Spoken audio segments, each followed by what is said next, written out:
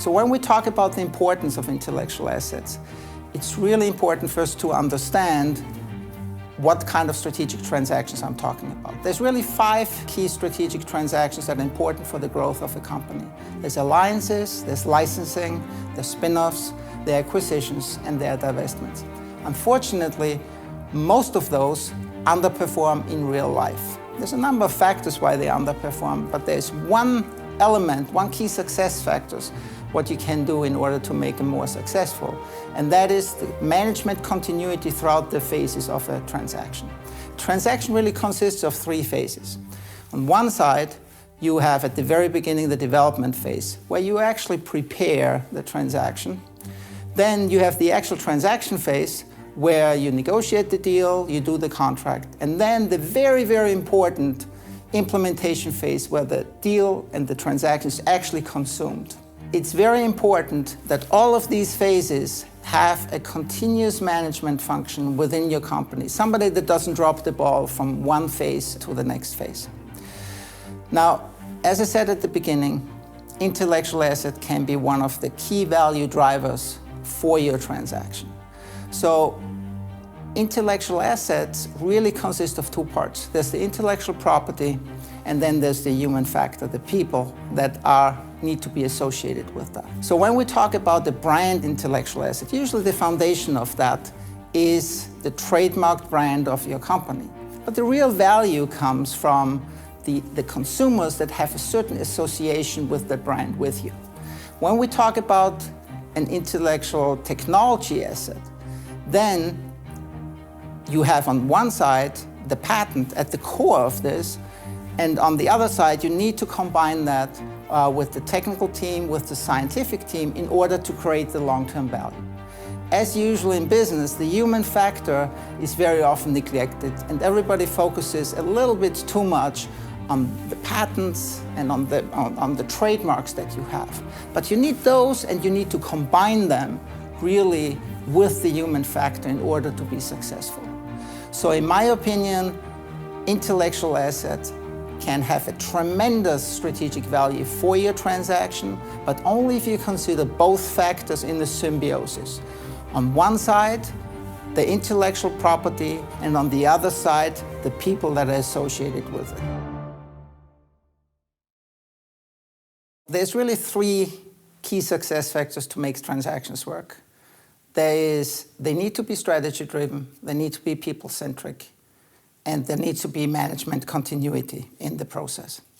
So let me focus on the first one, that is strategy-driven, because this is really the most important foundation of making a transaction work. So on one side, when something is strategy-driven, that means it's not opportunity-driven. That does not mean that you shouldn't follow potential opportunities, but you always need to evaluate them. Do they fit my strategy? Do I change my strategy? Or is it even worth pursuing that? Too many businesses just follow opportunities and it doesn't fit their business. A second part to that, being strategy-driven, is not being just hung up on one transaction type. So for example, if you start in licensing, in the middle of the negotiations, maybe you find out that an alliance is the right form to have a transaction with that party. Or maybe you want to switch and acquire that company. So that strategic flexibility is very important.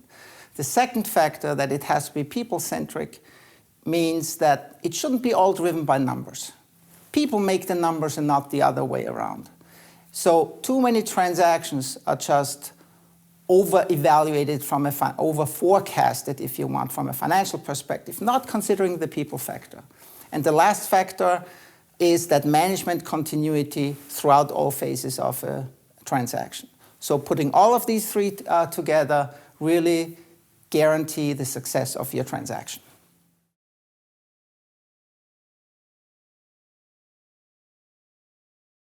It's kind of counterintuitive to think that selling your business or having an exit of your business is actually a growth strategy. But if you look at the strategic value of a business, you really find the strategic value of a business comes from the future potential. So if you have a technology-based business, especially, and we're talking a lot about technology businesses in the space where I operate, definitely, then there's the two factors to that. There's that intellectual property part to that is important. But on the other side, there's the employees that you have. Unfortunately, most people that sell their businesses think that there's a trade-off between getting the highest price and securing the future of my employees. But the opposite is actually the case. Because when you really understand what you can do with intellectual assets, you understand that you need the people with that. So if you build that business correctly over the years, you build operational excellence into your business, then not only do you create a much higher value for the business, at the same time you actually secure the future of your employees. So intellectual assets are not only a key driver for the value of the business, they can actually secure the future of your employees. And that is actually really great when you think about that. The importance of intellectual assets in acquisitions really depends if your acquisition is brand-driven or if it's technology-driven from an intellectual asset perspective.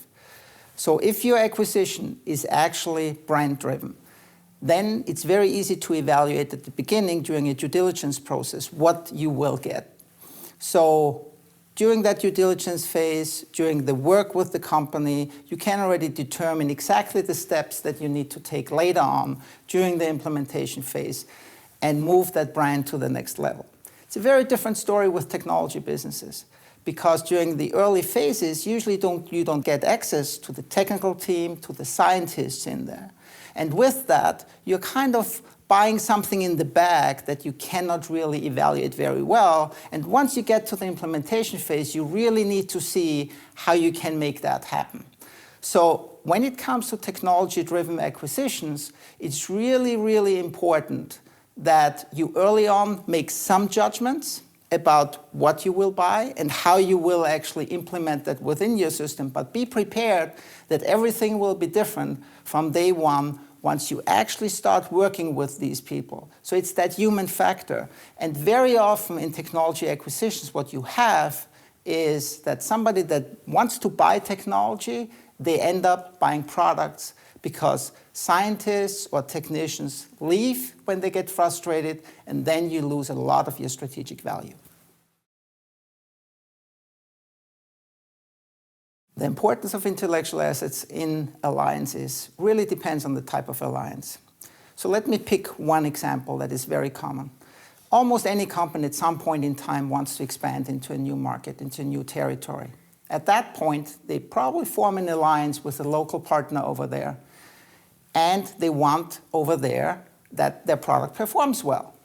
What they underestimate that generally those partners over there are remunerated for mediocre performance because they know if they don't perform well, if they underperform, they will be replaced by some competitor.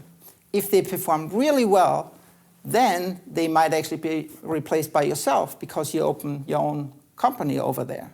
So managing this conflict over there is really key in that kind of a situation. So overall, you can say, like in any kind of alliance, that ongoing management, open communication with that alliance partner is really key for success.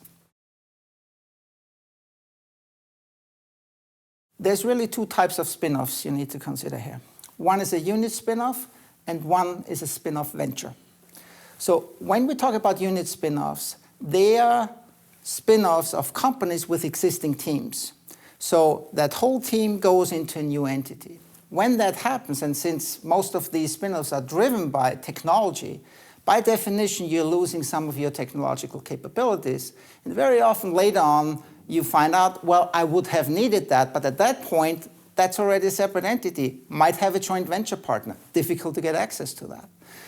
When you do a spin-off venture, which is not a spin-off with a whole team of people, but usually based around some core technology. You get that technology out there, but very often you don't get the full scientific capabilities or technical capabilities with that. So they need to build that and then find out after many months that they would have needed more from the business and need to start renegotiate with them. Again, more difficult when you actually have a joint venture partner in there. So in any of these cases, it actually makes sense in an early stage to already think of long-term alliance and licensing arrangements in order to close that gap of technological capabilities needs on each side.